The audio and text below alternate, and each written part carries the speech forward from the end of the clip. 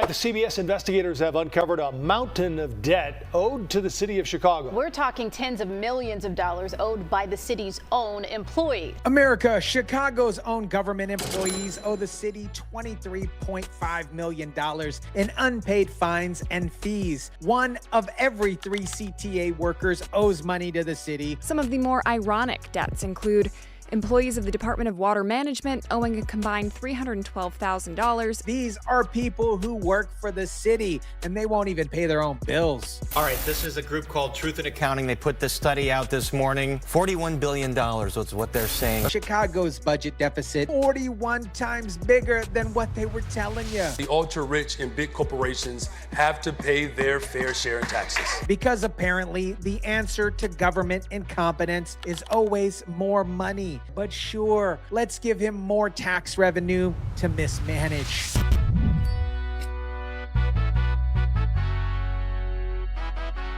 What is up, guys? Tyson De La Cruz here. Thank you so much for rocking with me. Let me start with the most infuriating part of this story. Chicago's own government employees owe the city $23.5 million in unpaid fines, fees, and bills. These aren't private citizens. These are people who work for the city, people whose salaries are paid by taxpayers, and they won't even pay their parking tickets. Some of the more ironic debts include employees of the Department of Water Management owing a combined $312,000. One in every 3 CTA workers owes money. Think about that, guys. If you work for Chicago's transit system, there is 1 in 3 chance you are not paying your bills to the city that employs you. And the Department of Water Management employees owe $312,000, including $61,000 in unpaid water bills. You work for the water department and you're not paying your water bill. That's like working at a restaurant and stealing food from the kitchen. Streets and sanitation employees owing a total of $364,000,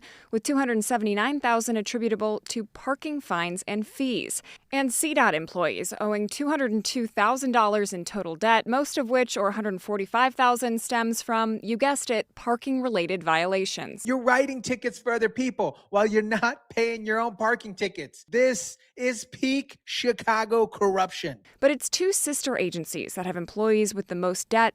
Employees of the Chicago Board of Education owe nearly $10 million, and CTA employees owe nearly $9 million. One of the things that they should be called upon to do is to pay up. These are 2 agencies that Brandon Johnson claims are his top priorities, whatever that means, and their employees won't even pay their bills. But they won't, because there is absolutely no accountability in Chicago government. This is a group called Truth in Accounting. They put this study out this morning. $41 billion is what they're saying. I say what? That's 41 times what the city says. And how did they get that number? They factored in pension debt, borrowing, and other agencies like Chicago Public Schools. Technically, CPS is a separate government entity, but it's still Chicago taxpayers on the hook for the debt. So they give Chicago a letter grade for how it's managed its finances. You can guess what that letter grade is. And it breaks down to about $43,000 of debt per taxpayer. Every single person paying taxes in Chicago owes $43,000 to cover the city's debt. That's a new car. That's a new Tesla. That's a down payment on a house. It's gone. It's absolutely gone. Spent by politicians who can't manage money. The mayor says this budget that he did not sign. He just let it go, and now it is enacted. He says it's not in balance. He started laying off some workers, and he says they're going to have to come back and figure something out mid-year. He just let it go into effect, and now, obviously, he's laying off workers, saying he'll have to figure something out by mid-year. This is the same guy demanding more taxes. He can't even manage the money he already has, but he wants more money. Make it make sense. How do you ensure that what's happening in Minneapolis doesn't happen here in Chicago? Well, first of all, the reckless and unconstitutional behavior by the Trump administration has created a great deal of terror, not just in Chicago, but as you mentioned, Minneapolis and across this country.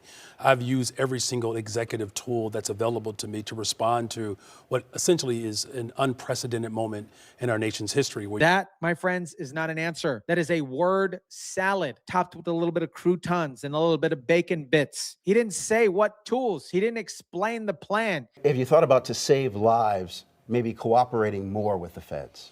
Well, look, we have historically cooperated with the federal government to get illegal guns off the streets of Chicago, in other cases of trafficking. This is not about cooperation. This is about whether or not we're going to subject the people of this city and this country to an authoritarian regime. Yep.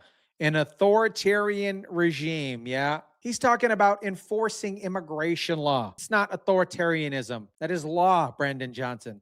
But Brandon Johnson would rather protect illegal immigrants than cooperate with federal law enforcement. I've said from the very beginning that we have to ensure that the state of Illinois plays its part in generating revenue so that we can actually deliver those services. I've said from the very beginning the millionaire's tax is something that we have to continue to push for. Then Johnson pivoted to his favorite topic. Tax the rich. We got to tax the rich. The millionaire's tax is something that we continue to push, and he's been pushing it for years. Keeps failing, but he won't give up because he genuinely, absolutely believes that the solution to government incompetence is more money. Now, let me show you what Brandon Johnson isn't doing while he's demanding more taxes. Filling leadership positions at Chicago's most important agencies. CTA, CHA, and CPS are functioning despite the lack of permanent leadership for a long time. Even with interims in those positions, government has not stopped. That's the bar now. That's the bar now, guys. Government hasn't completely collapsed. That's why we're celebrating over here in Chicago. It matters a lot that there are interims running these major agencies. You lose long-term strategic planning, you lose accountability. The CTA needs permanent leadership to protect federal funding for the Red Line extension, and CHA needs leadership to address homelessness. CPS needs a CEO. The selection process hit another snag when 6 board members accused the mayor and his allies of sabotaging the search process by cutting ties with a search firm. So not only is he not filling the position, he's actively preventing others from filling it. Johnson claims he's looking for people who share his values. Translation, he wants yes men who won't question his terrible decisions and policies. And apparently there aren't many people willing to take that deal. Now here's the most embarrassing part of this entire story. The city council had to create a budget accountability coalition to make sure that Brandon Mohawk Johnson actually implements the budget that they passed. We were listening to what the credit ratings were saying around credit downgrade, and so whether it was not making the advanced pension payment, borrowing for fire, we thought we need to step up and really get a budget passed. The alderman said they had to step up because the credit rating agencies were threatening to downgrade Chicago's debt. Johnson's budget was so bad that the city was heading towards a shutdown. So the council took the budget away from him and passed it on their own. The budget had 98.6% of what the mayor proposed. We took a look at 1.4%, and the 1.4% of the budget that we looked at generated a $15 million surplus.